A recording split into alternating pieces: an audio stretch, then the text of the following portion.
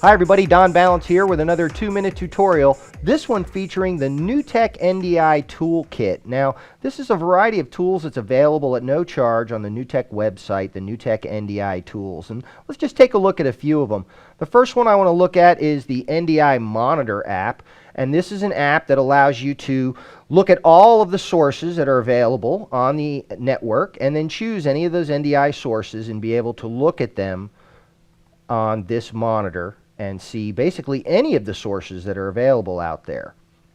Now let's go ahead and minimize this down a little bit, and we'll go ahead and keep our NDI monitor over here. Now this is reading NDI from the network. How about putting some NDI out there on the network? Well, we do have our test pattern generator, and this will automatically put whatever test pattern you select in the app out onto the network as an NDI source. So again, if I come over to my monitor, we now have test patterns available. You can see that if I switch these in real time that they're updating. So this application is generating NDI video on the network.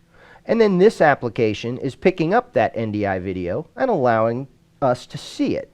Now, another way to get video out onto the network is to use the VLC player. And one of the plugins will allow you to configure the VLC player here under Preferences for audio to use NewTek NDI audio output, and for video NDI audio output. So now if we play a video here, we'll go ahead and open a file.